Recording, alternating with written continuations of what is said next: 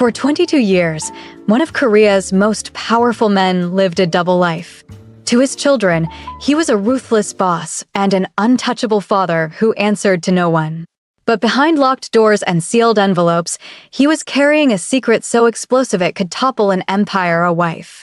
A Black American woman he married in secret, loved in silence, and protected with his own reputation. When his heart finally gives out on the boardroom floor, his children rush to claim what they believe is rightfully theirs.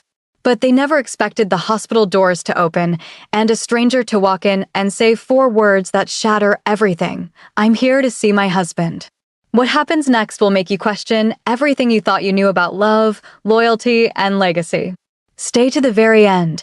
This story will break your heart and heal it in the same breath. Like, comment, and subscribe before we begin, because you will want to relive this one. The conference hall in Singapore was still buzzing when Cha Myung-soo first saw her.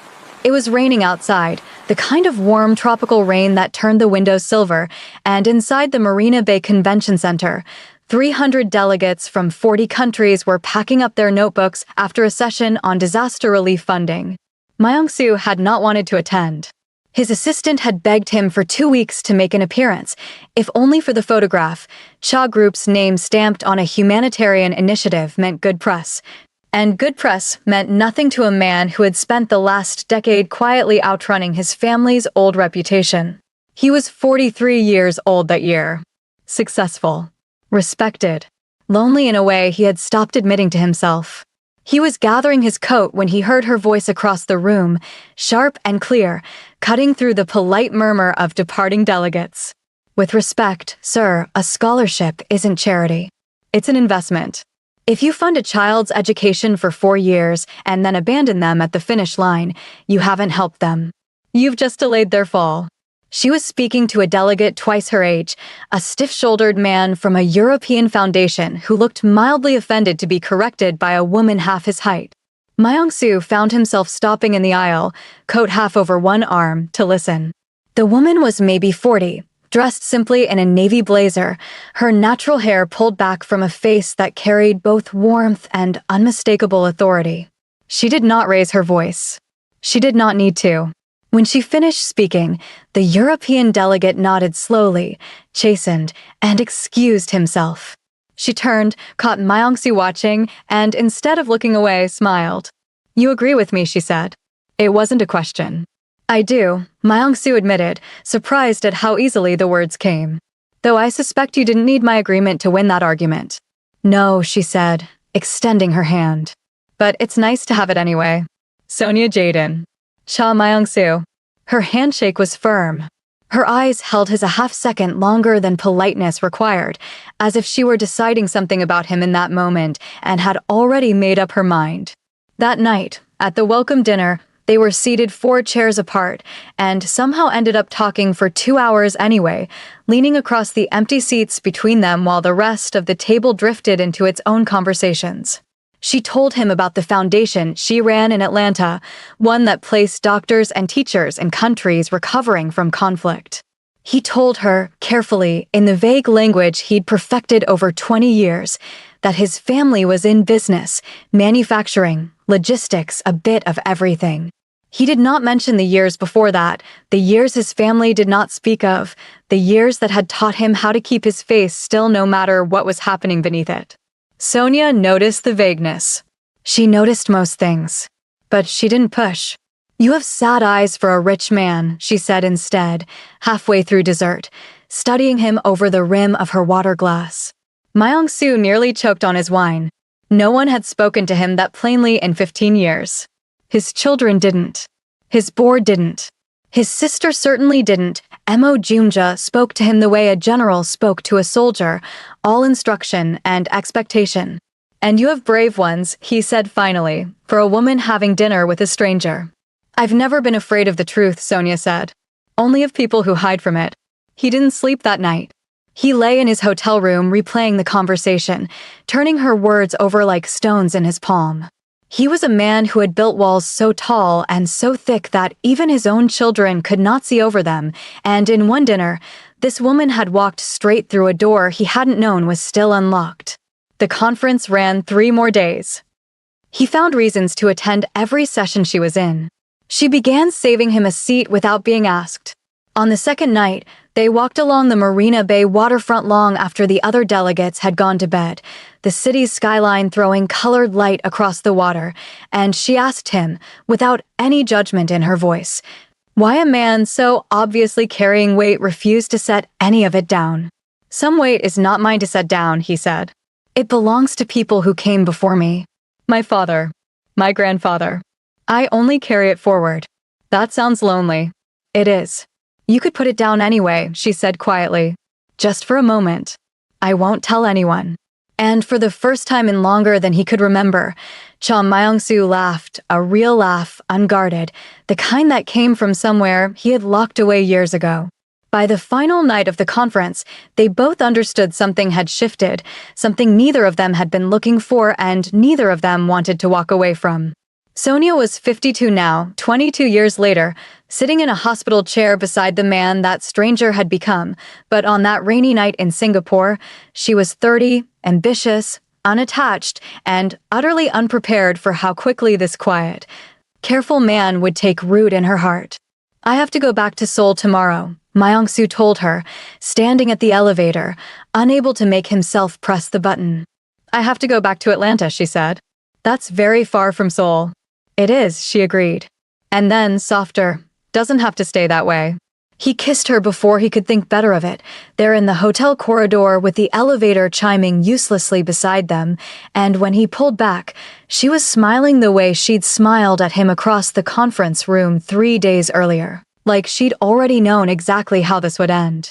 It would take another year of transcontinental flights, secret weekends in cities chosen for their anonymity, and long phone calls at hours that made no sense in either time zone before Myung-soo worked up the courage to ask her to marry him. It would take 22 more years, a hidden wedding ring on a chain around her neck, sealed letters in a lawyer's safe, and a heart attack on a boardroom floor before the rest of the world would learn her name. But it started there. Singapore. The rain. A woman who wasn't afraid of the truth, meeting a man who had spent his whole life running from it. 22 years later, on a Tuesday morning in Seoul, Cha Myung-soo collapsed in the middle of a board meeting. He had been mid-sentence, reviewing third-quarter projections with the calm authority his executives had come to expect, when he suddenly stopped talking. His hand went to his chest. The papers slid from his fingers onto the polished table. Yeonmak, seated 2 chairs down, thought for one confused second that his father was choking on water. Then Myung-soo's body tipped sideways out of the chair and the room exploded into chaos. "Call an ambulance." "No." "Someone get Dr. Han on the phone. He's on the medical advisory board." "Sir? Sir, can you hear me?" Yeonmak was on his knees on the boardroom carpet before he realized he had moved, his father's head cradled against his suit jacket, his fingers pressed clumsily against the side of Myung-soo's neck searching for a pulse he didn't know how to find. Myung-soo's lips had gone the color of ash. His breathing was shallow, rattling, wrong. Dad, look at me. Stay with me." The ambulance took 11 minutes to arrive, though it felt to Yeonmak like 11 years. By the time the paramedics burst through the boardroom doors with a gurney, Myung-soo had stopped responding entirely, his eyes rolled back, his chest rising in thin, uneven pulls. "Massive cardiac event," one paramedic said to the other, voice clipped and fast. "We need to move." Yeonmak rode in the ambulance, gripping the metal rail beside his father's gurney so hard his knuckles went white, watching the paramedics work with the detached efficiency of people who had done this 1,000 times and knew better than to promise anything. He called his sister first. "Siriang, it's Dad. It's bad. Meet us at Seoul National Hospital." Then his brother. "Mujin, drop whatever you're doing. Now." By the time the ambulance doors opened at the emergency entrance, Siriang was already there, having abandoned a client meeting mid-sentence, her heels clicking frantically across the pavement as she ran alongside the gurney being wheeled inside. Mujin arrived 11 minutes later, out of breath, his tie loosened and askew, looking like a man who had run the last 3 blocks on foot because traffic had been too slow for his patience. "What happened? What did the doctors say?" "Nothing yet. They just took him back." The three siblings stood together in the sterile brightness of the hospital corridor, close in proximity, but strangely distant in every other way, the way people are when a crisis has stripped away all the small talk that usually cushions their interactions. Emo Jumja arrived 20 minutes after that, moving through the hospital doors with the same commanding presence she brought to every room she entered, her cane striking the tile floor like punctuation. "Where is he?" she demanded. "What are they doing to my brother?" "They haven't told us anything," Yeonmak said. "Dr. Han is with him now." Dr. Han Sungrok emerged 40 minutes later, his surgical mask pulled down around his neck, his expression carefully arranged into the practiced neutrality of a man about to deliver news no family wanted to hear. "Mr. Cha has suffered a massive myocardial infarction," he said. "We've stabilized him for now, but there's significant damage to the heart muscle. The next 24 hours are critical. I won't lie to you, the outlook is uncertain." "Uncertain how?" Yeonmak pressed. "Give me a percentage. A number. Something." "Yeonmak," Siriong murmured, a warning in her voice, but her brother ignored her. Dr. Han's joy tightened almost imperceptibly. "I don't traffic in percentages, Mr. Cha. I can tell you that your father is a fighter, and that we are doing everything medically possible. Beyond that, I would ask you to prepare yourselves for either outcome." The words landed like stones dropped into still water, the ripples spreading through all four of them in different ways. Emo Jumja sat down heavily in a plastic waiting room chair, her cane clattering against the floor, her composure cracking for the first time in longer than any of them could remember. Mujin turned away and pressed the heel of his hand against his eyes. Siriong simply stood very still, staring at the closed doors behind which her father lay fighting for his life, her arms wrapped around herself as though she might otherwise come apart. Yeonmak was the first to speak again, and when he did, his voice had already begun to shift, grief-curdling, almost imperceptibly, into calculation. "We need to call Attorney Pyo," he said. "If something happens to Dad, we need to know exactly where things stand. The company can't afford instability. The board will be watching every move we make." "He's not dead," Yeonmak, Siriong snapped, rounding on him.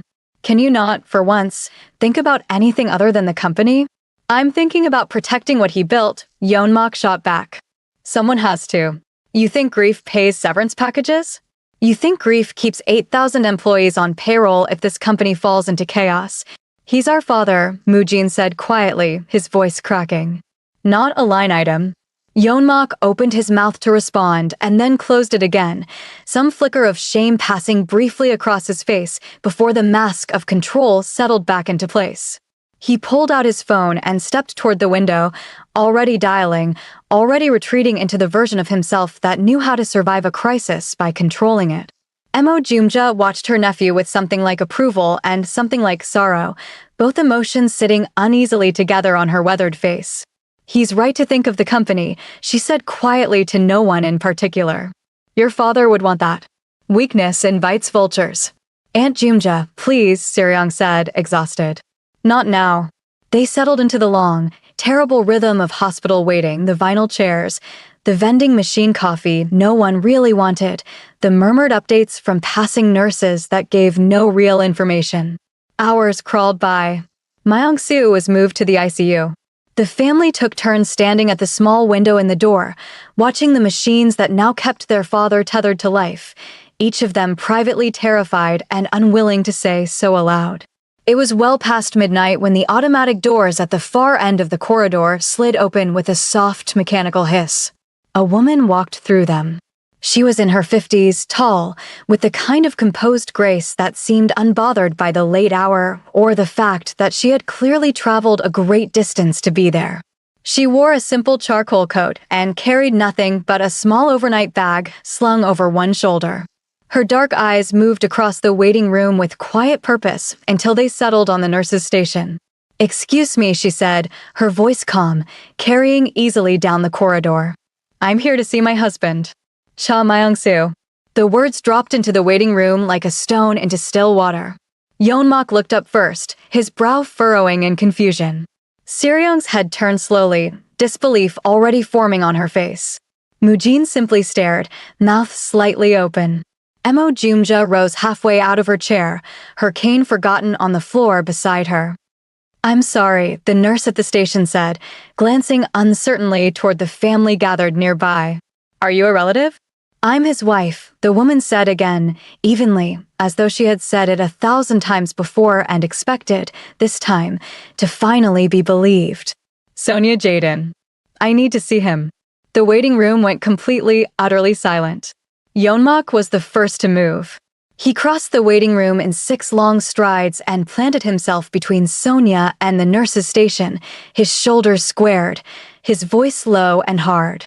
"I don't know who you are or what you're trying to pull, but my father does not have a wife. My mother passed away 16 years ago, and he never remarried. Whoever told you this is his rune, they were mistaken." "I understand this is a shock," Sonia said, her voice remaining level despite the hostility rolling off him in waves. "I'm not here to cause trouble. I'm here because my husband is dying and I need to see him." "Security," Yeonmak called toward the nurse's station, not taking his eyes off her. "This woman needs to be escorted out." "Yeonmak." Siriang stepped forward, something uncertain flickering across her face. "Wait. Let's hear her out." "Hear her out?" Yeonmak turned on his sister incredulously. "She walks in here in the middle of the night claiming to be Dad's wife, and you want to hear her out? Do you have any idea what kind of people try this? Con artists smell money the moment a man like Dad ends up in a hospital bed." Sonia's expression did not change, though something in her eyes sharpened. She reached into her coat pocket and withdrew a small leather folio, opening it calmly and holding it out, not to Yeonmak, but to the nurse behind the station. "My identification. My passport. And this." She produced a folded document, its creases worn soft from years of careful handling. "A certified copy of our marriage certificate. I understand you have no reason to trust a stranger's word. I'm not asking you to. I'm asking you to look at the paper." 2 hospital security guards had arrived by now, drawn by the rising tension, and one of them reached for the documents with visible uncertainty, glancing between Sonia's calm face and Yeonmak's furious one. "This is insane," Yeonmak said. "Anyone can forge a document." "Then have it verified," Sonia replied, unbothered. "I have nowhere else to be tonight except beside my husband's bed. I can wait as long as it takes."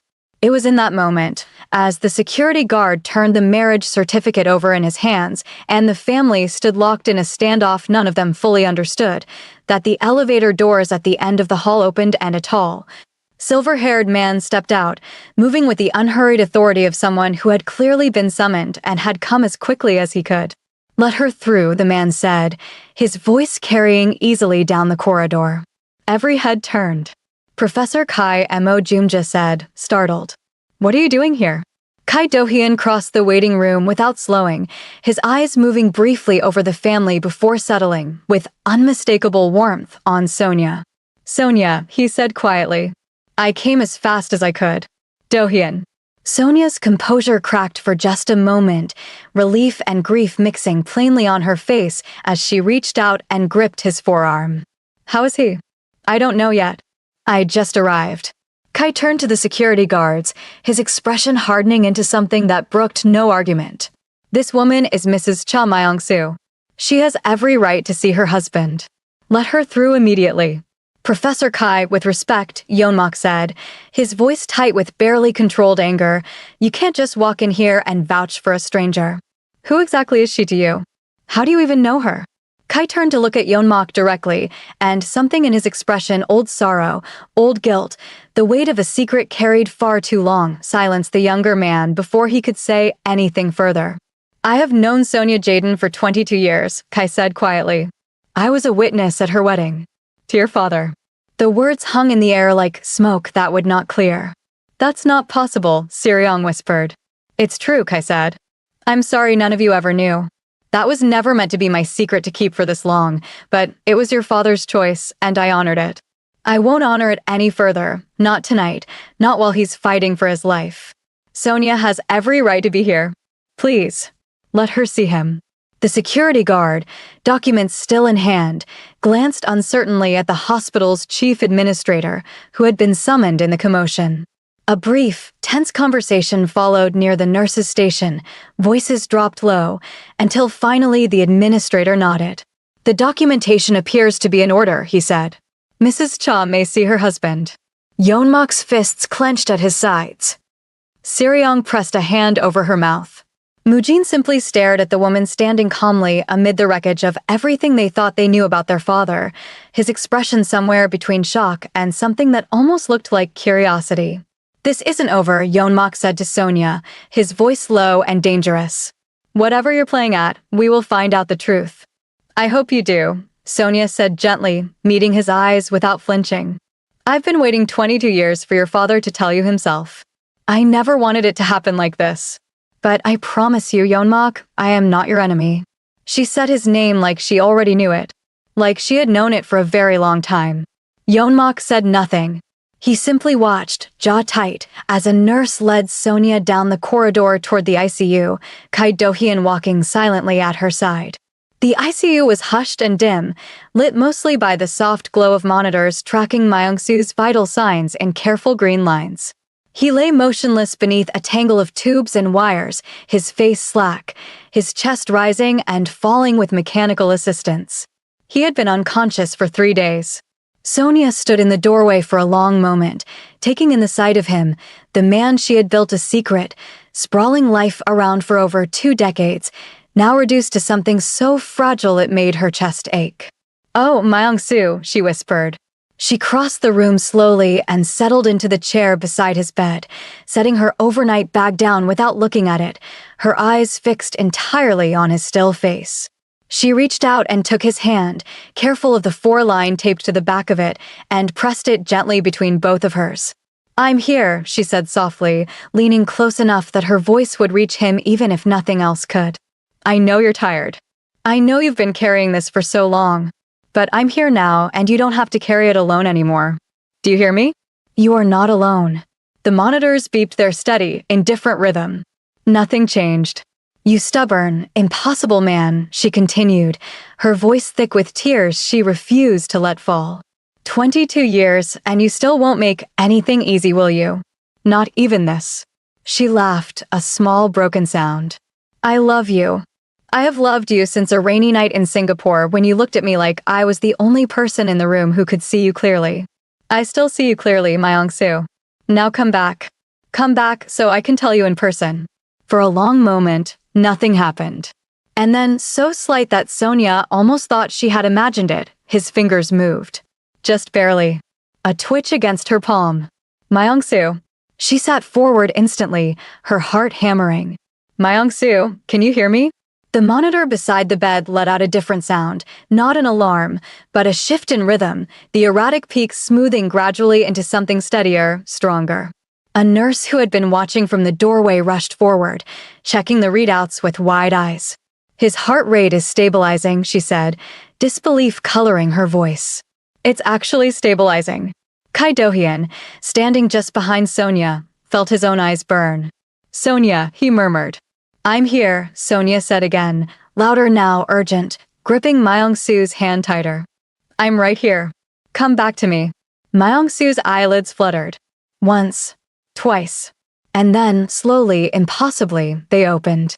His gaze was unfocused at first, drifting across the ceiling before finding its way, with visible effort, to the woman leaning over him. "Sonia," he rasped, his voice barely more than breath. "Yes." She was crying now, openly, pressing his hand against her cheek. "Yes, it's me. I'm here." Dr. Han Sungrok arrived within minutes, alerted by the nurse's urgent call, and stood in stunned silence at the foot of the bed, studying the monitors with the particular disbelief of a man who had genuinely not expected this outcome. "This is." He shook his head slowly. "In 30 years of practice, I've rarely seen a recovery like this." He was unresponsive for 3 days. His vitals were declining, not improving. Whatever just happened here, he looked at Sonia with something like professional awe. It made a difference. "He knew I was here," Sonia said simply, still holding Myung-soo's hand as though she might never let go again. That's all it was. He knew.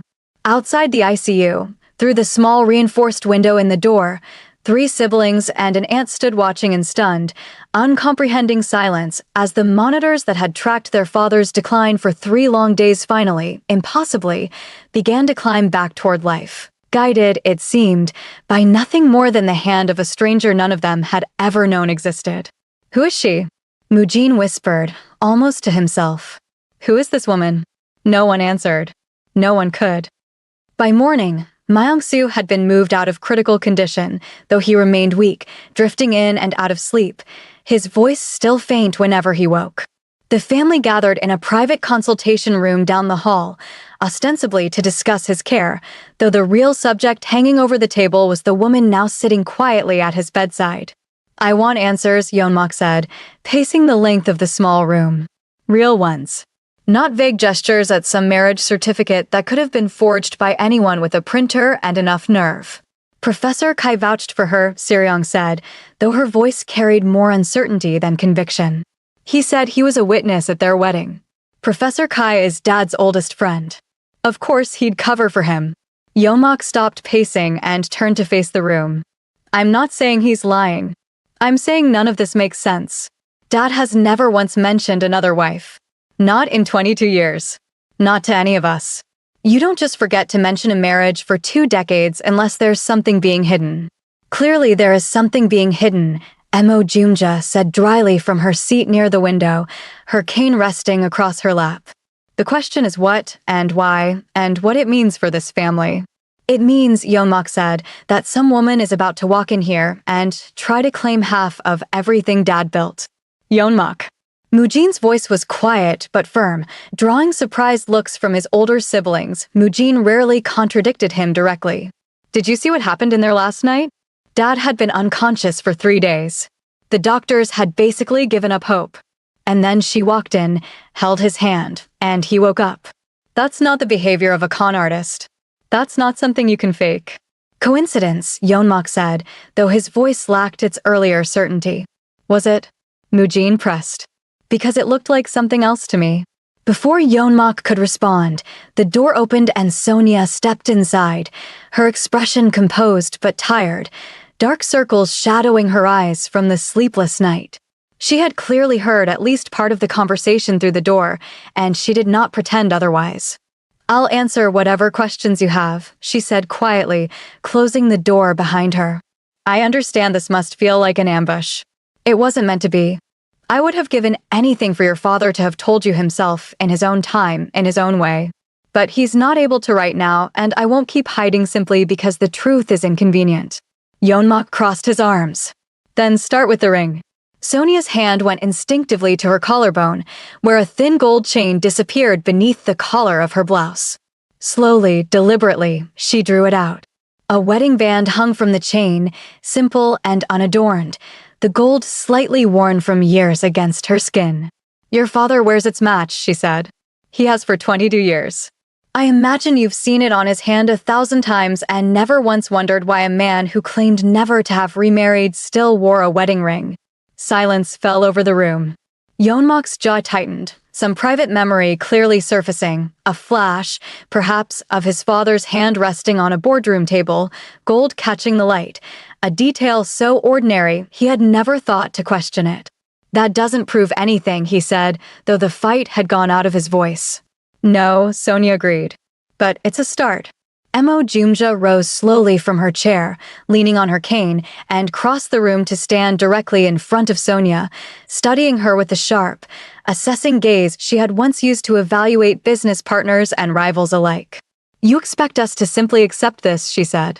"That my brother married a foreign woman in secret and hid it from his own children, his own sister, for over 2 decades.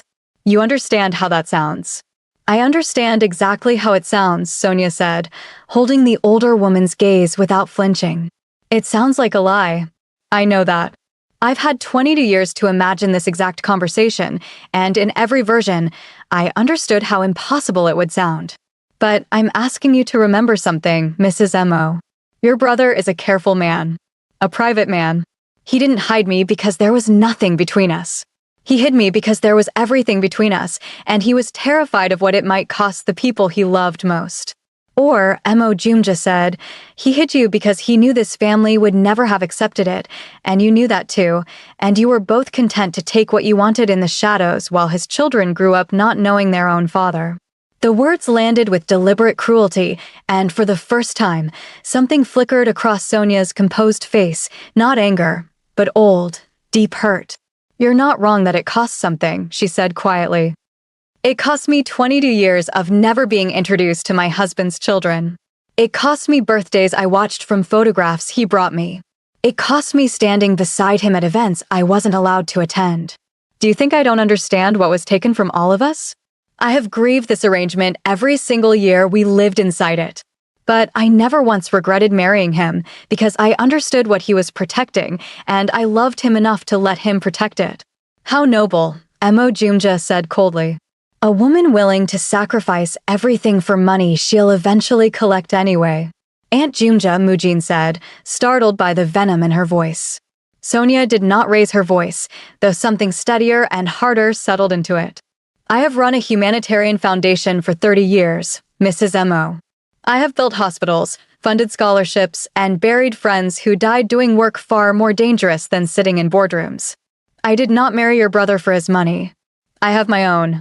I married him because when I was in a hotel corridor in Singapore 23 years ago, he looked at me like the first honest thing he'd seen in years, and I felt the exact same way about him. If you want to believe otherwise, I can't stop you. But I won't apologize for loving your brother, and I won't leave his side while he's fighting for his life, regardless of how uncomfortable my presence makes any of you. She turned and walked out of the room before anyone could respond, the door clicking softly shut behind her. For a long moment, no one spoke. She's not what I expected, Mujin said finally, quietly, almost to himself. She's dangerous, Yeonmak said, though the conviction in his voice had visibly thinned. Composed people always are. Seryong said nothing at all. She was staring at the closed door, her arms wrapped around herself, an old, unnamed ache stirring in her chest that she didn't yet have words for, something that felt, unaccountably. Like the first fracture in a foundation she had spent her whole life standing on without question. The truth, when it finally surfaced in full, came slowly and in pieces, first through Kai Do-hyun's careful, reluctant account, and later through the letters and photographs that attorney Pyo would eventually bring to light. But the story itself began not long after that rainy conference in Singapore, when a long-distance courtship that neither of them had planned for became something neither of them could walk away from. They had married quietly in the United States 2 years after they met, in a small courthouse in Georgia with only Kai Do-hyun and a justice of the peace as witnesses. Sonia wore a cream-colored dress with no veil. Myung-soo wore a plain gray suit instead of anything that might have drawn attention. There was no reception, no photographer beyond a single disposable camera Kai had insisted on bringing, no family present on either side. Sonia's own parents had passed years earlier, and her siblings lived scattered across the country, informed only after the fact, with careful explanations about privacy and international business complications that none of them fully questioned. I feel like I'm stealing you, Myung-soo had told her the night before the wedding, sitting on the edge of a hotel bed in Atlanta, his tie already loosened, his expression heavy with something between joy and guilt. You deserve a wedding with 500 guests and your name in the newspaper. Instead, I'm giving you a courthouse and a secret. I don't want 500 guests, Sonia had said, taking his hands in hers. I want you. However that has to look. It has to look like nothing for now, he said quietly. My family, Myung-soo, if certain people ever learn you exist, it will not simply be inconvenient. There are old debts in my family's history. Old enemies who would use any weakness, any scandal, to move against us. My children are still young. My company is still finding its footing after years of trying to distance itself from what my father built it on top of. If this comes out wrong, at the wrong time, it could cost them everything I've spent my whole life trying to build for them. I understand, Sonia said, and she meant it. She had grown up watching her own mother navigate careful silences for the sake of protecting a fragile peace, and she recognized the particular exhaustion in Myung-soo's voice. The weight of a man perpetually calculating the cost of his own happiness against the safety of everyone he loved. It won't be forever, he promised her. When the time is right, when the company is stable, when my children are old enough to understand, I will tell them everything. I will stand beside you in front of the whole world, and I will not be ashamed. And until then? Until then, he said, lifting her hand to his lips, I will love you in every way circumstances allow, and I will find you in every city I can reach, and I will carry you with me even when I cannot carry you beside me. It was a promise he had, in his own imperfect way, tried to keep for 22 years. He flew to Atlanta whenever business could plausibly explain his absence, a supplier meeting in Charlotte that somehow always required an extra 2 days, a logistics conference in Miami with a mysteriously flexible itinerary. Sonia, for her part, built her life around a marriage that existed mostly in stolen weekends and long phone calls placed at odd hours to avoid time zone conflicts. She never asked him to choose between her and his children. She never once suggested he abandon the family he had built before he met her. You have 3 children who need their father, she told him once, early in their marriage, when he had confessed, in a rare, unguarded moment, how much he hated leaving her at airport gates, how much he wished he could simply stay. I refuse to be the reason they lose you, even partially. Go home, Myung-soo. Be their father completely. I will still be here. It was Sonia, in fact, who insisted he never miss a birthday, never miss a school event, never let the secret of their marriage become an excuse for absence in his children's lives.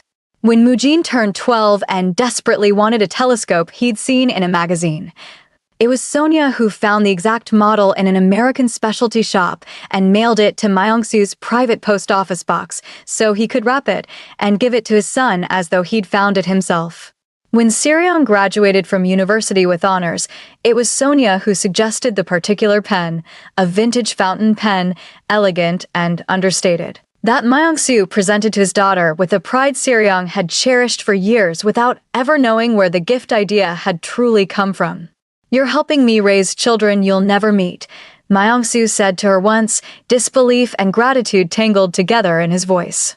I'm helping the man I love be a good father, Sonia corrected gently. That's not a sacrifice. That's a privilege.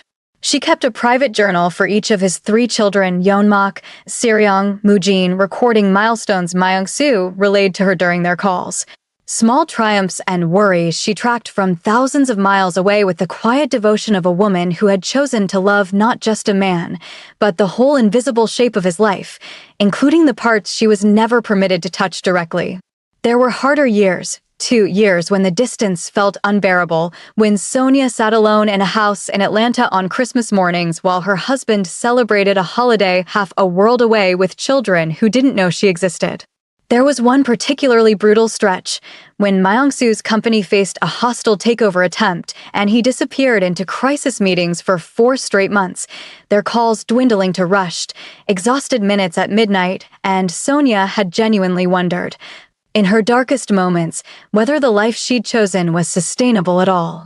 I can't keep loving a shadow, she told him once, her voice raw with an exhaustion she rarely allowed herself to show. I love you. But I am so tired of being invisible, Myung-soo. I am so tired of being a secret. I know, he had said, and for once he hadn't tried to argue or reassure her. He had simply let the truth of it sit between them, heavy and unresolved.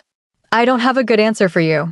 I only have my promise that it won't be like this forever, and I understand if that promise has started to feel thin after all these years.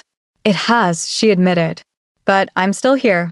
Why? He had asked, genuinely wanting to know. Because loving you, even like this, is still more than I've found anywhere else, she said. And because I have to believe, that you will find your way to the truth before it's too late for either of us. He never entirely found his way there. Not by choice, not through courage he finally summoned on his own timeline, but through a heart attack on a boardroom floor that stripped away every careful calculation he'd spent 2 decades constructing and left nothing behind but the truth, arriving all at once, exactly the way he had always feared it might. The days that followed were not easy for Sonia.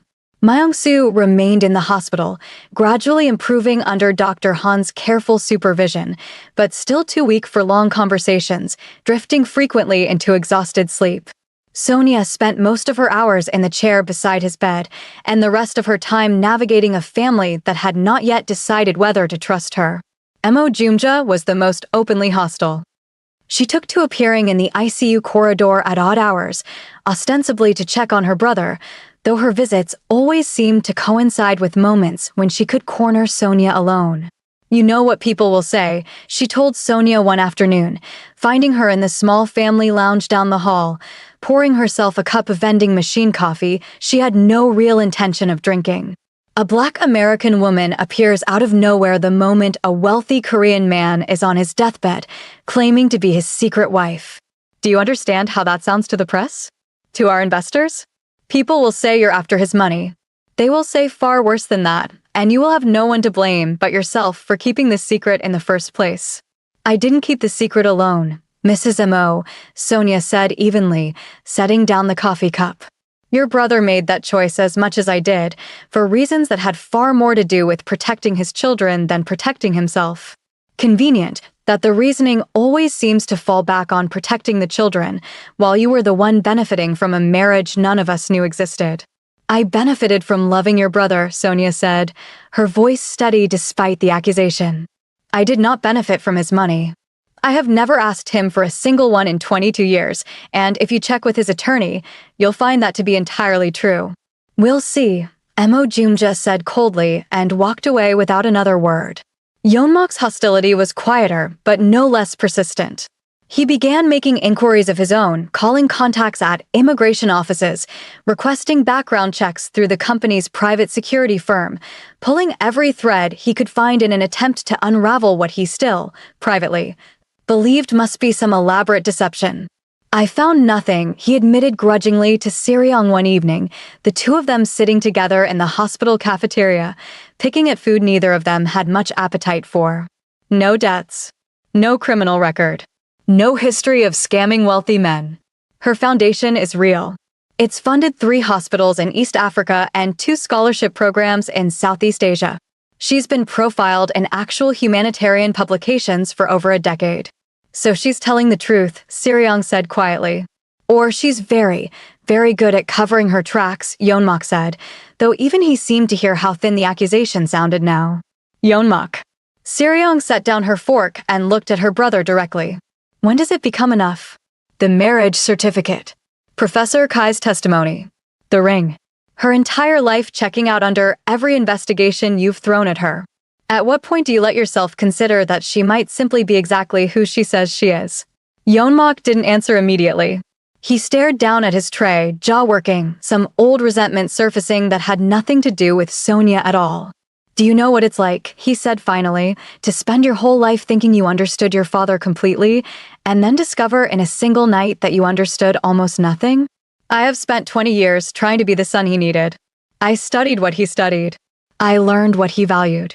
I built my entire identity around understanding this man, and it turns out he was living an entire secret life I never once suspected. That's not a small thing to swallow, Siriong.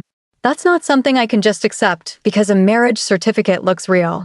Siriong reached across the table and gripped her brother's hand, a rare gesture between them, both of them typically too guarded for open affection. "I know," she said softly.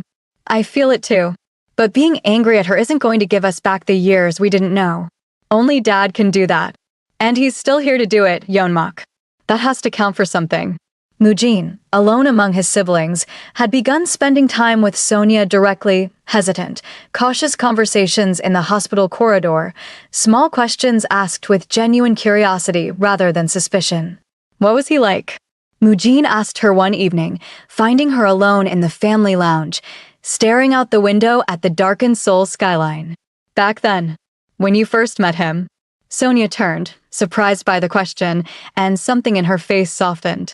"Sadder than he let anyone see," she said. "Careful in a way that broke my heart a little, honestly.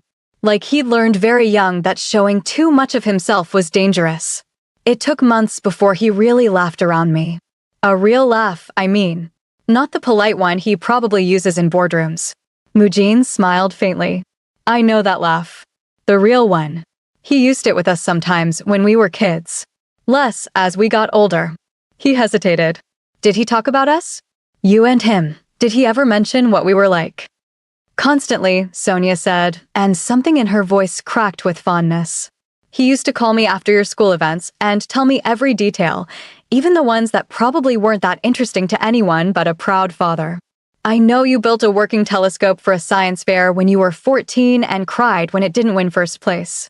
I know Siriong once organized her entire bookshelf by publication date instead of by author, which drove your father slightly insane because he couldn't find anything.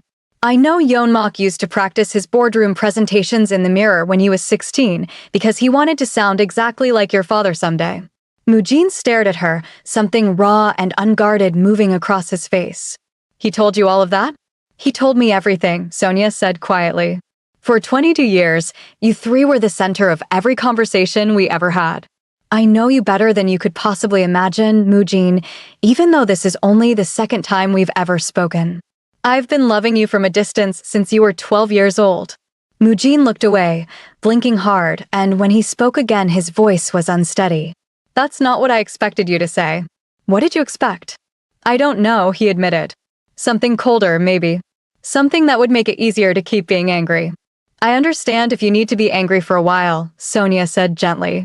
I'm not asking you to forgive 22 years of silence overnight. I'm only asking you to let yourself learn the truth before you decide what to do with it. It was 2 days later that attorney Pyo Sang-guk arrived at the hospital, carrying a leather case that would finally, irrevocably, bring that truth into the light.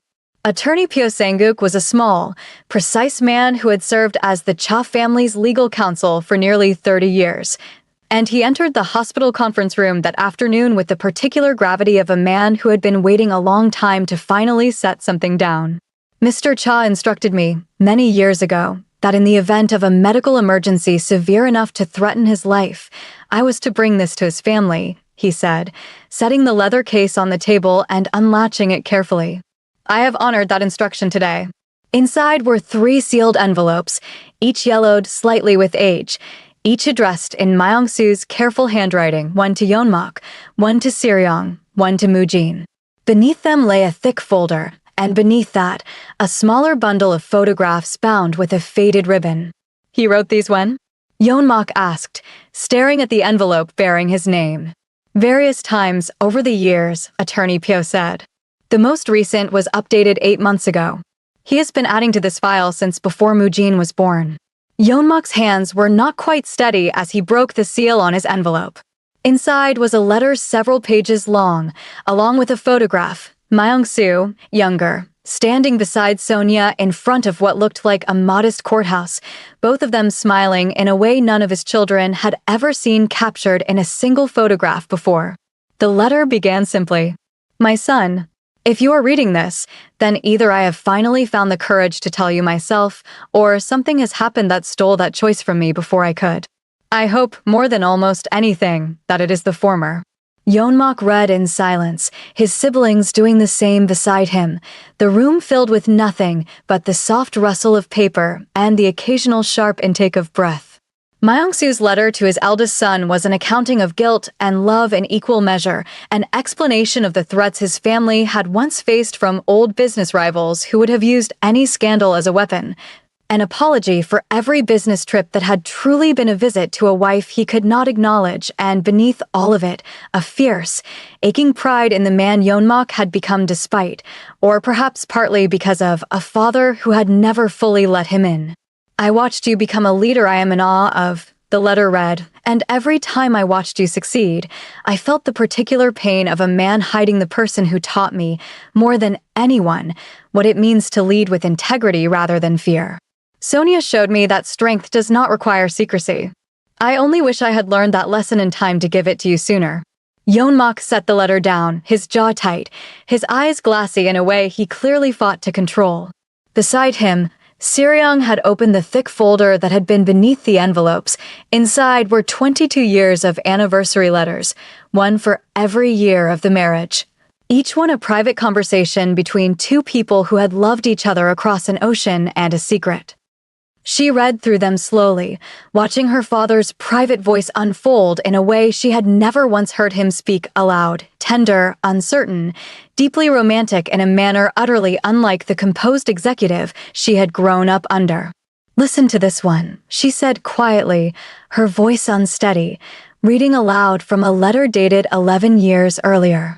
Sonia, today Sirion graduated at the top of her class, and I stood in the audience so proud I could barely breathe, and the only thing that made the moment feel incomplete was that you were not beside me to see it. I gave her the pen you suggested. She loved it. She will never know it came from you, and that breaks something in me every single time, but I promise you, my love, she carries a piece of you with her regardless. Siriong's voice broke entirely on the last line, and she pressed a hand over her mouth, tears finally falling freely. The pen, she whispered. My graduation pen. I still use it. I use it every single day. Mujin had opened the bundle of photographs and his hands had gone very still. Hundreds of images, Myung-soo and Sonia together across 2 decades, in cities Mujin recognized and cities he didn't, their faces aging gradually together across the years the way only 2 people who had genuinely built a life together could show. And interspersed among them, smaller photographs that made Mujin's chest ache in an entirely different way, pictures of himself as a child, as a teenager, as a young man, clearly given to Sonia by Myung-soo over the years. Kept and treasured by a woman raising an invisible, unacknowledged love for children who had no idea she existed. She has pictures of us, Mujin said quietly, disbelief thick in his voice. From every year. She kept every single one. Sonia, standing quietly near the door where she had remained throughout the reading, watched the 3 siblings absorb 2 decades of a truth she had lived every day, and said nothing, letting them arrive at their own understanding in their own time. It was Siriong who found the journals several days later, tucked at the bottom of the case attorney Pyo had brought, easy to overlook among the letters and photographs. It was Sonia's own handwriting, private entries never meant for anyone else's eyes, and Siriong read them with a growing, humbling awe. One entry, dated 9 years earlier, stopped her cold. A distant cousin of Myung-soo's, a young girl, barely 6 years old, suffering from a rare blood disorder, had needed a bone marrow transplant, and no match had been found within the family. Sonia's entry described, in spare, unemotional prose, her decision to undergo testing anonymously through an international registry after Myung-soo mentioned the family's desperate search during one of their calls. She had matched. She had donated.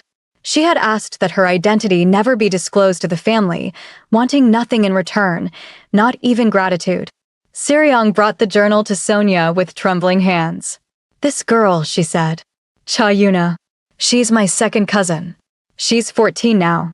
Healthy. We always said the transplant was a miracle, an anonymous donor match that saved her life. That was you. I didn't want anyone to know, Sonia said simply. It wasn't about being thanked. Your father told me she might not survive without a match, and I couldn't live with myself if I hadn't tried, family in name or not. Not even Aunt Jumja knew, Siriong whispered. No one knew, Sonia confirmed. It was never meant to be about me. Siriong looked at this woman, this stranger who had, without a single word of acknowledgement or thanks, quietly saved the life of a child she had never legally been permitted to call family, and felt something long-held and defensive finally begin to crack open inside her chest. I'm sorry, Siriong said, her voice barely audible, for what I said to you. For calling you a liar. You were protecting your father, Sonia said gently. I understand that better than almost anyone.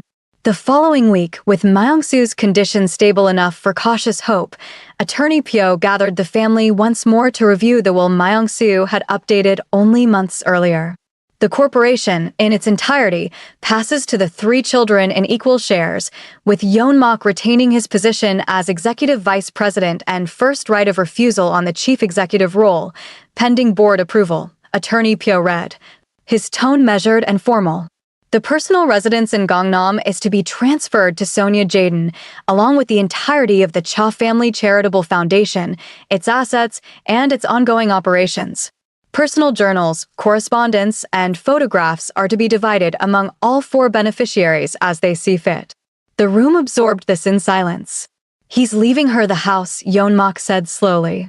And the foundation. He built that foundation 12 years ago specifically to give Sonia a formal role in something connected to your family, even if her name could never appear publicly, Attorney Pyo explained. It has quietly funded much of the humanitarian work she does independently. He wanted her to have full control of it, unencumbered, regardless of what happened to him. Sonia, seated at the far end of the table, shook her head slowly. I don't want it, she said. Every head turned toward her. The foundation, yes, I'll continue that work, because it matters, because it was built from something real between us. But the house, no. I don't need it, and I don't want any of you thinking, even for a moment, that I came into this family's life looking for property or inheritance. She looked directly at Yeonmak as she spoke. I didn't come here for money. I came here because I love your father, and because I've spent 22 years hoping I would someday get to stand in a room with his children without secrecy standing between us. That hope is worth more to me than any house in Gangnam.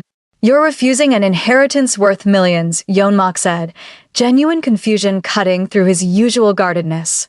I have my own money, Yeonmak, Sonia said, not unkindly. I have run a successful foundation for 30 years. I do not need your father's estate to survive, and I will not take something that might make it harder for this family to eventually trust that I never wanted it in the first place.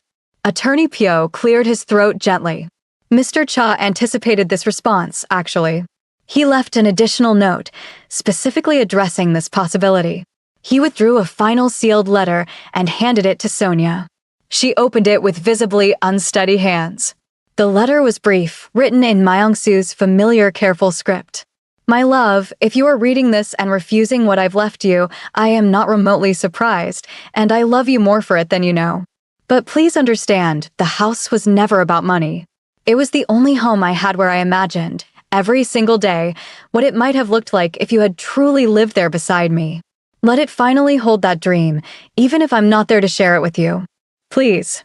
Sonia pressed the letter against her chest, tears sliding silently down her face, and said nothing for a long moment. I'll take the house, she said finally, her voice thick. For him. Not for me. Mo Jumja, who had remained largely silent throughout the reading, studied Sonia with an expression that had shifted, almost imperceptibly, from suspicion toward something more complicated. You truly didn't know about any of this, she said. The house. The foundation. I knew he was making arrangements, Sonia admitted. I didn't know the specifics. I never asked. I told him repeatedly, over the years, that I didn't want to be a name in his will, I wanted to be a name in his life, and that was never something a lawyer could grant me. Mo Jumja said nothing further, but something in her posture had softened, the rigid defensiveness of the past several days giving way, slowly, to something closer to reluctant respect.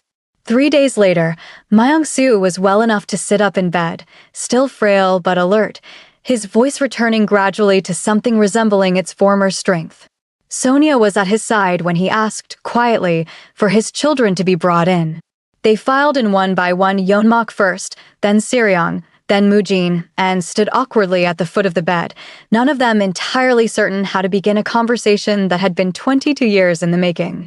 I owe all of you an apology, Myung-soo said, his voice weak but clear, his eyes moving from one child to the next. Not a small one. Not one I can offer in a single sentence and consider settled. I built a wall around the truth of my life because I was afraid of what it might cost you, afraid of what it might cost the company, afraid, if I'm honest, of what it might mean for me to finally be seen completely by the people whose opinions mattered to me most. I told myself I was protecting you, and some of that was true, but some of it was cowardice, and I have carried that shame for a very long time. Dad, Yeonmak started, but Myung-soo lifted a trembling hand to stop him. Let me finish. Please. He took a slow breath. Sonia is my wife. She has been my wife for 22 years, and she has loved all three of you more faithfully, from a greater distance, than I ever gave her credit for deserving. Every kindness you thought came from me alone, the pen, the telescope, 100 small gifts and gestures across your childhoods, half of those came from a woman none of you had ever met, who chose, every single time, to put your happiness before her own recognition. I don't expect you to understand this overnight. I don't expect forgiveness on any particular timeline. I only ask that you let yourselves see her clearly, the way I finally let myself see her clearly 23 years ago in Singapore. Siriang was crying openly now, and even Yeonmak's composure had finally, visibly cracked. Why didn't you just tell us? Mujin asked, his voice raw. Even after we were grown. Even after the danger you talk about wasn't really a danger anymore. Why let it go on so long? Myung-soo closed his eyes briefly, old grief moving across his face. Because the longer a secret lives, the heavier it becomes to finally set down, he admitted. Every year that passed, I told myself next year, when things are more stable, when the timing is better. And there is never a perfect time to tell the people you love that you've been hiding half of your heart from them. I kept waiting for courage that I should have found decades ago. I am sorry it took a heart attack to finally force my hand. That is my greatest regret, and I will spend whatever time I have left trying to make it right. Yeonmak stepped forward slowly, his eyes fixed on his father, and for the first time since the collapse in the boardroom, something in his rigid posture finally gave way. I'm still angry, he said quietly. I think I'll be angry for a while yet. But I don't want to lose more time being angry than I have to. Not after almost losing you completely. That's more than I deserve, Myung-soo said, his voice breaking. Probably, Yeonmak agreed, and something that might have been the beginning of a smile flickered across his exhausted face. But I'm still your son. It was the first time in days that anyone in the room had managed to laugh, even briefly, even through tears. For the first time in 22 years, the six of them sat together around Myung-soo's hospital bed. Sonia, Yeonmak, Siriong, Mujin, and eventually even Mo Jumja, who arrived quietly and took a chair near the window without a word of protest. The conversation was halting at first, full of long pauses and careful sentences, the natural awkwardness of people who had spent their entire relationship as strangers now trying to become something else entirely. Tell me about the telescope, Mujin said eventually, looking at Sonia with genuine curiosity rather than suspicion. You said you picked it out. How did you even know what model I wanted? Your father described it to me over the phone for 20 minutes, Sonia said, a small smile breaking through her exhaustion. He got the specifications slightly wrong twice and had to call me back to correct himself. I think he was more excited about that telescope than you were. Mujin laughed, a real laugh, surprised out of him, and beside him, Myung-soo managed a weak, fond smile of his own. I was excited, he admitted. You loved space so much as a boy. I wanted to give you the whole sky if I could have managed it. You gave me a 12-inch reflector telescope, Mujin said. That was pretty close. Siriong, sitting on the other side of the bed, found herself studying Sonia's face, the quiet patience there, the obvious exhaustion of days spent in uncomfortable hospital chairs. The way she still reached instinctively to smooth the blanket over Myung-soo's legs whenever it slipped. Can I ask you something? Siriong said. All those years. Did you ever consider leaving? Finding someone who could actually be with you, publicly, without any of this? Sonia considered the question seriously before answering. Every difficult year, I considered it, she said honestly. There were nights I sat alone in my house in Atlanta and wondered if I was wasting my life loving a man I couldn't fully have. But then I would think about the person I fell in love with in Singapore, his kindness, his integrity, the way he listened like every word mattered. And I understood that even a partial version of that love was still more meaningful than anything else I had encountered. I never wanted anyone else. I only ever wanted more of him. That's either the most romantic thing I've ever heard, Yeonmak said quietly, or the saddest. Perhaps both, Sonia said. Most true love stories are. Mo Jumja, who had remained silent through most of the conversation, finally spoke from her chair by the window, her voice unusually subdued. I owe you an apology as well, she said, looking at Sonia directly. I said cruel things to you. I assumed the worst, because it was easier than confronting how little I actually knew about my own brother's life. That was my failing, not yours. Thank you, Sonia said simply, without any trace of triumph or vindication in her voice, only quiet grace. I was protecting this family the only way I knew how, Mo Jumja continued, her weathered hands tightening around the head of her cane. Our father built this empire from nothing, and I watched him nearly lose it twice to scandal and betrayal. I learned very young that outsiders were dangerous, that loyalty had to be fought for and guarded fiercely. I never learned how to recognize when an outsider might actually be exactly what this family needed. I'm an old woman set in old ways. I hope you can forgive that, even if it takes time. I have nothing but time now, Sonia said gently. I intend to spend quite a lot of it here, if your family will have me. Myung-soo, watching this exchange from his pillow, felt something in his chest loosen that had been tight for over 2 decades, not his heart, which the doctors continued to monitor carefully, but something older and more stubborn. A knot of fear and secrecy he had carried since long before any of his children were born. "I never imagined I would see this," he said quietly, his voice thick with emotion. "All of you in one room together. I spent so many years afraid of exactly this moment, and now that it has finally arrived, I cannot understand what I was so frightened of." "You were frightened of losing us," Siriong said softly. "That's not cowardice, Dad. That's just love with too much fear attached to it." "Perhaps," Myung-soo said. "I only wish I had trusted that love could survive the truth far sooner than I did."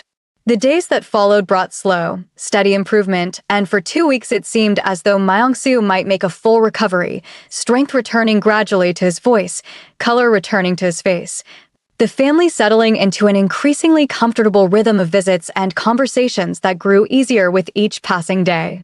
But cardiac damage, Dr. Han had warned them from the beginning, was unpredictable in its long-term consequences, and on a quiet Thursday morning, 3 weeks after the initial collapse, Myung-soo's heart began, gently and without drama, to fail once more.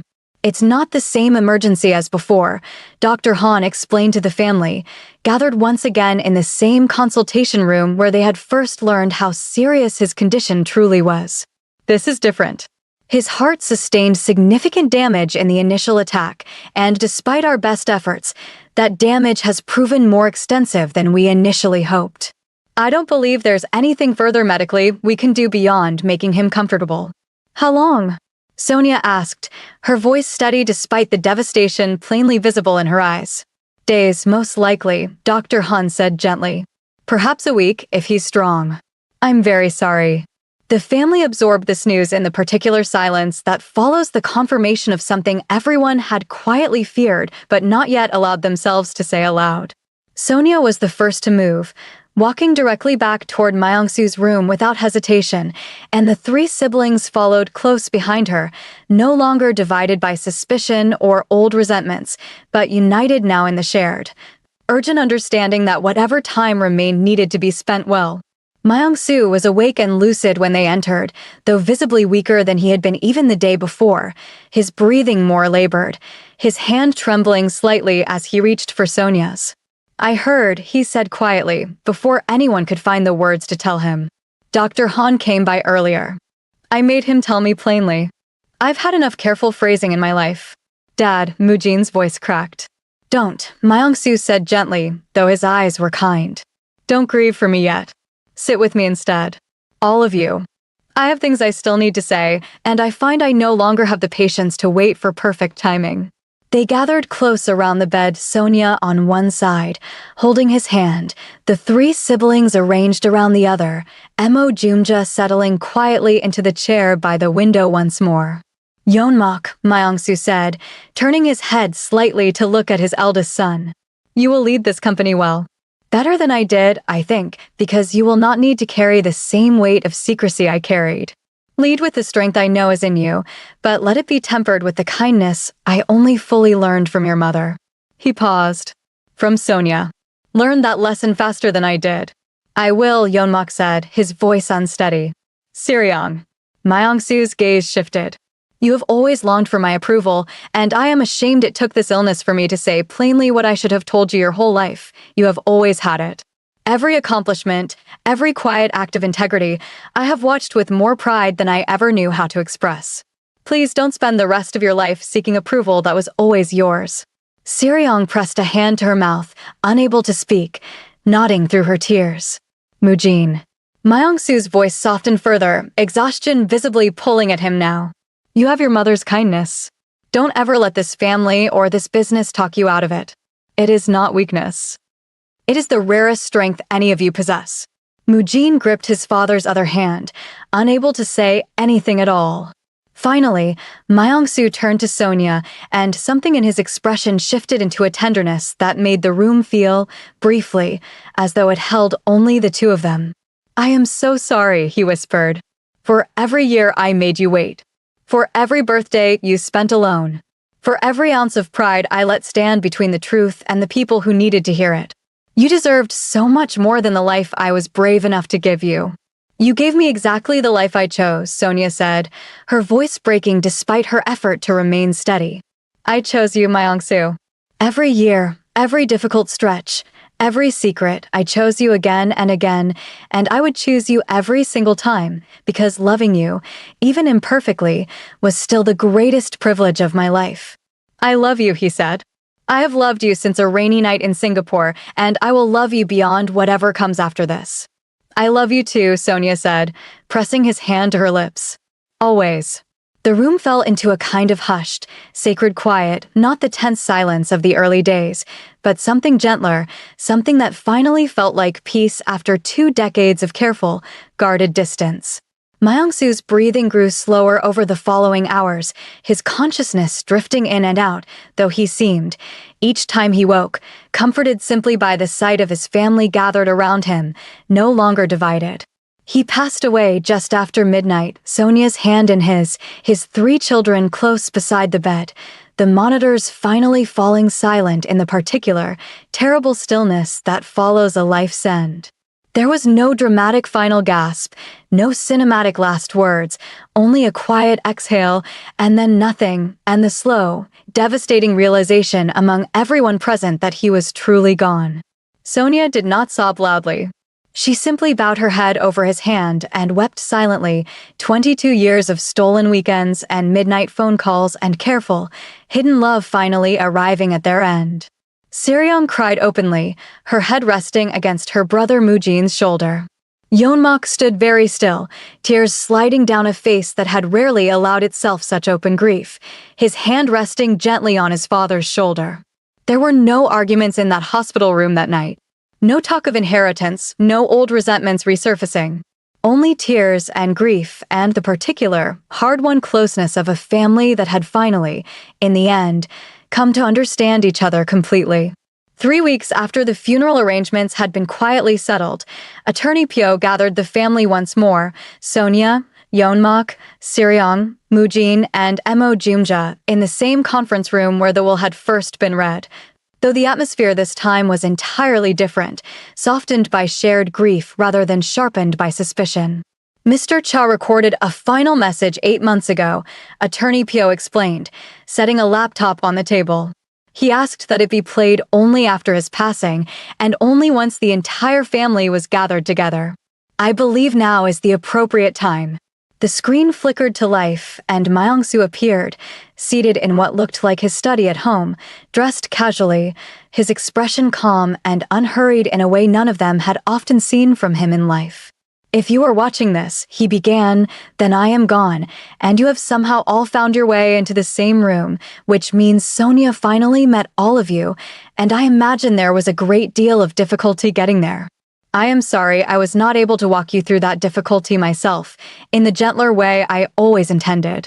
He paused, gathering himself. I spent my whole life believing that strength meant control, controlling information, controlling outcomes, controlling exactly how much of myself the world was permitted to see.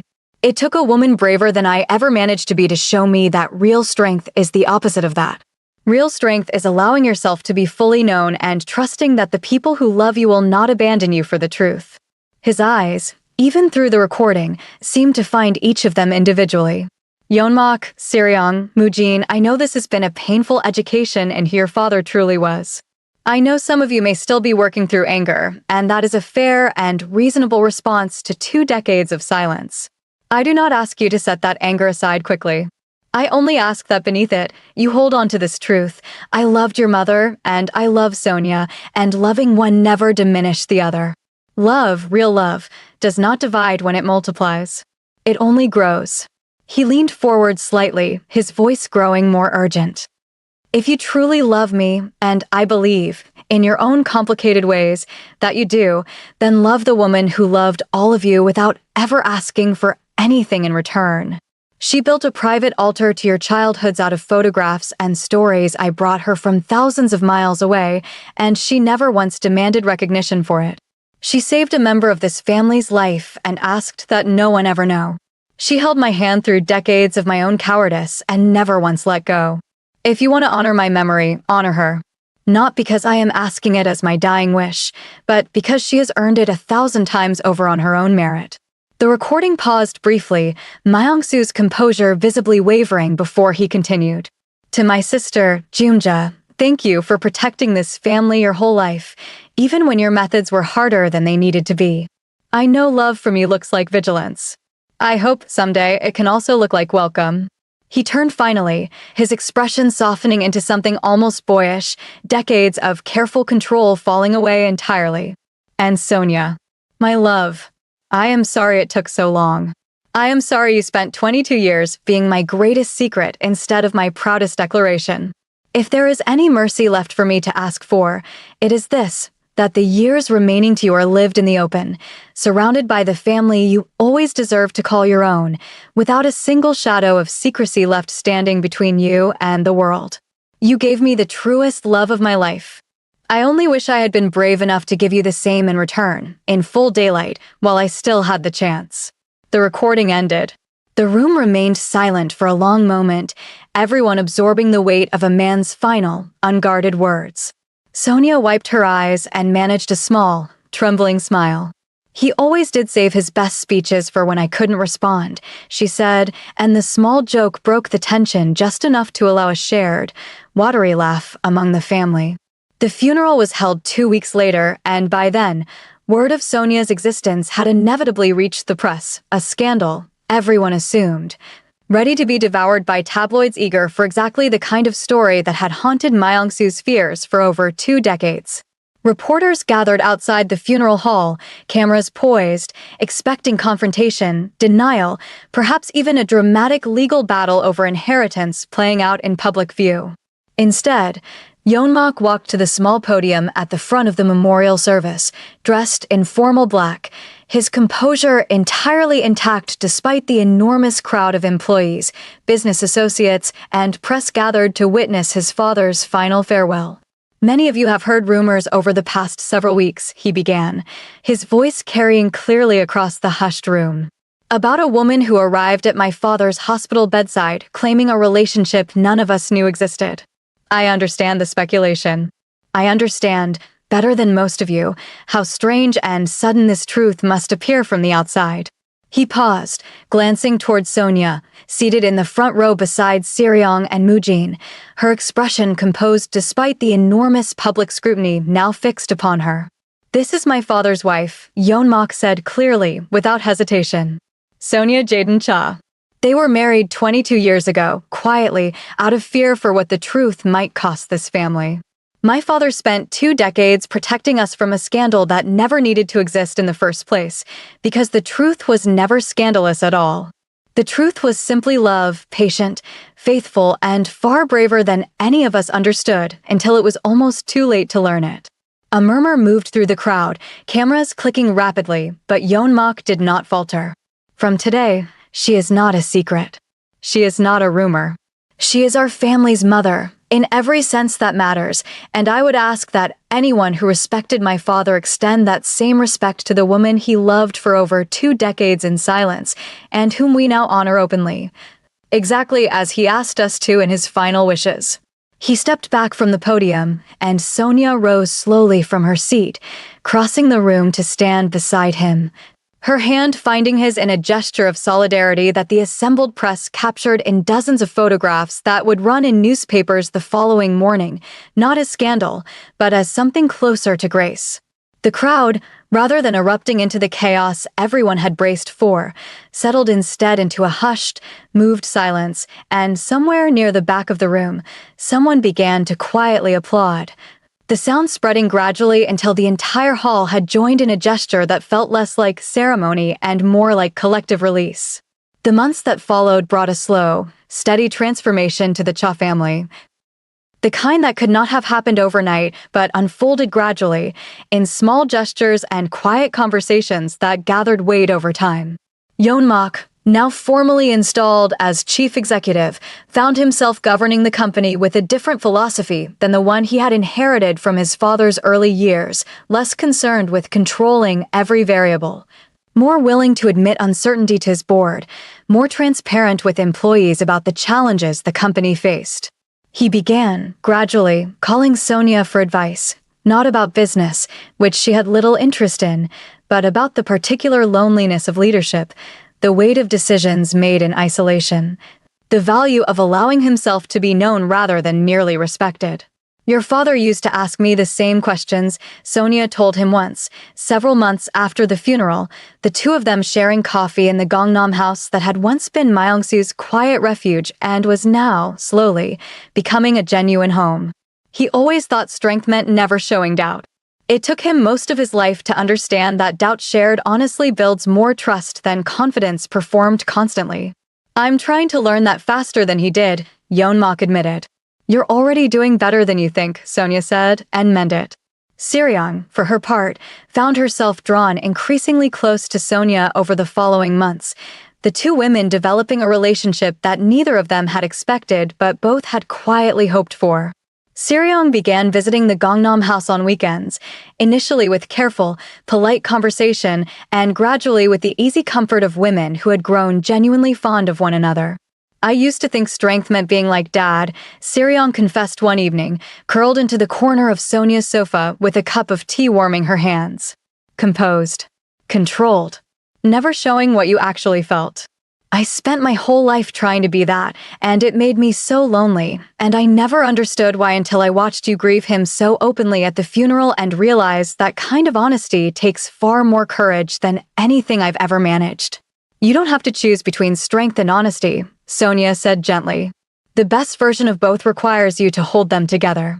Mujin, already the sibling most drawn to Sonia from the beginning, formally joined the Cha Family Charitable Foundation's board within the year, throwing himself into humanitarian work with the same quiet enthusiasm his father had once shown. Funding scholarship programs and medical initiatives across Southeast Asia and East Africa with Sonia's guidance and mentorship. I think I finally understand what he loved about this work, Mujin told her during one of their frequent planning meetings, reviewing applications for a new scholarship cohort. It's not really about the money. It's about seeing someone's life change because you refuse to look away from their need. Your father understood that too, eventually, Sonia said. He just needed someone to show him first. Emo Jumja's transformation was the slowest and the most private, but no less genuine for its quiet pace. She began appearing at the Gangnam house occasionally, ostensibly to discuss old family matters, though the visits increasingly became simple conversations over tea. Two women from very different worlds gradually finding common ground in shared grief and grudging mutual respect. I was wrong about you, Emo Jumja told Sonia directly, nearly 6 months after the funeral, sitting stiffly in the same sitting room where she had once accused Sonia of chasing wealth. I judged you before I understood you, because judgment was easier than admitting how little I actually knew about my own brother's heart. I am sorry, Sonia. Truly. Thank you, Sonia said simply. I forgave you the day you said it the first time. I understood, even then, that you were only trying to protect what you loved. That's more grace than I deserve, Mo Jumja admitted. Perhaps, Sonia said, echoing words Myung-soo himself had once spoken. But I've found grace tends to matter most exactly when it isn't deserved. 1 year after Myung-soo's passing, the family gathered once more, not in a hospital corridor, not in a somber conference room, but at the opening ceremony of the Chajaden Foundation, a formal expansion of the charitable work Sonia and Myung-soo had quietly built together across 2 decades, now brought fully into the light and carried forward by the family Myung-soo had once been so afraid to unite.